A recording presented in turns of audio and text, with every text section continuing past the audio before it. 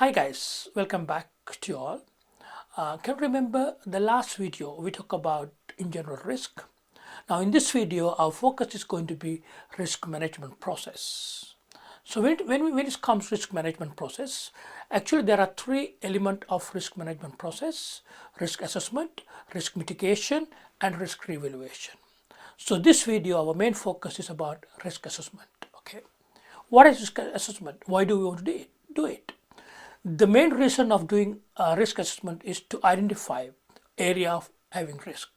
So different organizations do have different exposures. In other words, having different kind of risk to a different degree. So that's what we are going to look at it. We are going to look at the areas of having higher risk to your organization, to your operation. Can you guys remember? We discussed about risk here. And then in the last video, we talked about three elements: threat, impact, and probability. So when we do the risk assessment, we take each and every threat and try to find out or try to determine the impact of that particular threat as well as probability of that threat. In order to do so, we got to begin with impact. And the first thing what we're going to do is next is step one, we could say define the impact. So defined impact also can be a little bit subjective, as you can remember. So this impact is mostly is qualitative. We can't put a dollar amount directly. So as you can remember that we had a scale 1 to 5. Let's think about our threat is going to be an earthquake. So then definitely when earthquake happens, there'll be an impact to the people working in your organization.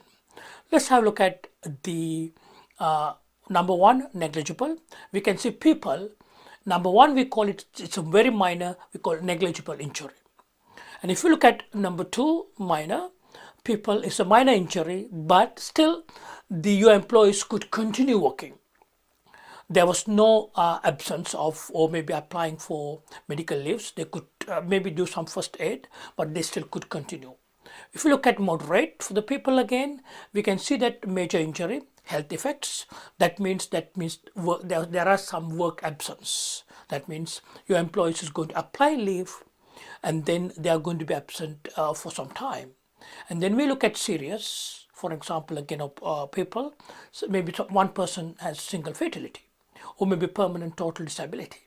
And then number 5, I would going to define as the multiple fatality. Okay, right. So when we define the impact, we go to look at what are the different area of your business is going to be impact, and then we go to define that different areas. By defining all these different areas into this definition of impact makes your risk assessment much way easier. So understand? So this is a simple example. So if it's operation, we could think about that way. If it's going to be assets, then you go to define the number 1 to number 5, and the environment. So whatever the areas going to have impact in the organization, we need to define that. So the next step is step 2 is going to be define the probability of that having particular risk. So usually probability is again subjective. We do it based on the historical data. For example, we are thinking about the probability of having an earthquake to your organization, to your premises. So we look at last 100 years, 200 years of data and see how often this happens. And then make a prediction about whether it will happen in another 5 years time, another 10 years time, maybe another 1 or 2 years time. So the probability definition is going to be much easier to do it.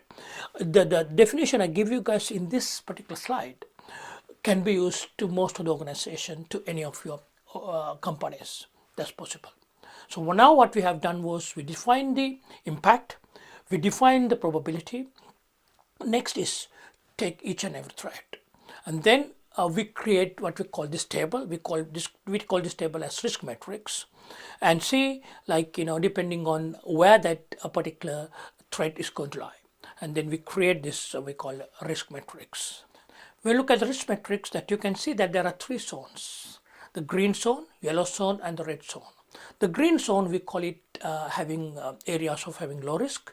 We don't have any too much issues about it. So I think it's everything seems to be under control, and there's not much high risk over there.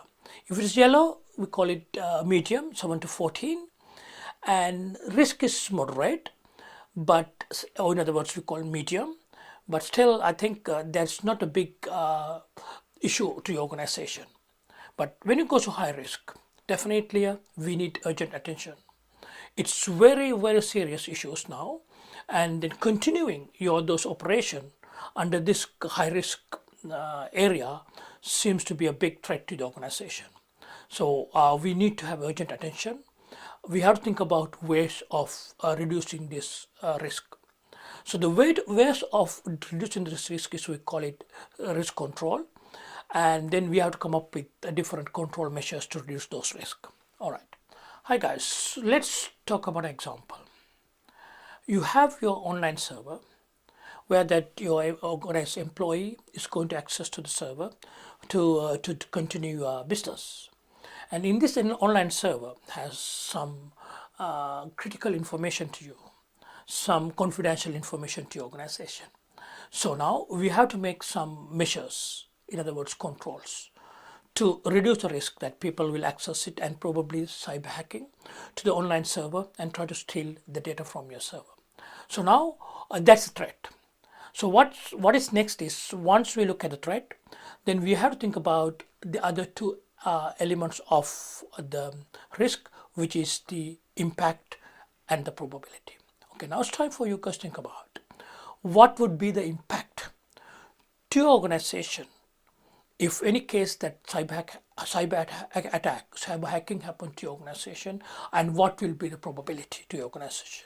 It's time for you guys to think about it and pause the video. All right, let's see the impact. According to my definition, as you know, that's subjective, right? I rate it as serious to the operation. Okay, that means this breakdown of key activities leading to reduction in performance, something in line that. So then we try to understand. Now we understand the impact. What is next is to think about how possible would it happen. In other words, determine the probability. According to my experience, it's very likely to happen to your organization because your organization probably a financial institute, so that of course hackers would like to access to your servers and try to steal some data, maybe do some unauthorized activities. So now once we define the impact, once we decide the probability, next step is going to be put that into your risk matrix. So once you put that into risk matrix, you could see that probability was 4 and impact is 5, and then it's going to be 16. It lies in red area. What does it mean? It's high risk. Need the urgent attention. And of course, now what we need is we should not continue a business in this high risk area. So what we should do now is to come up with ways to reduce the risk and go to at least the yellow area or to the, if possible, to green area. How can we move that? What we need to do is to reduce the risk, and the way to reduce risk is using controls. So how to reduce using controls? That's here comes to the next step of risk management process, which is risk mitigation. Okay, so in the next video we are going to talk about risk mitigation, and look forward to see you guys soon.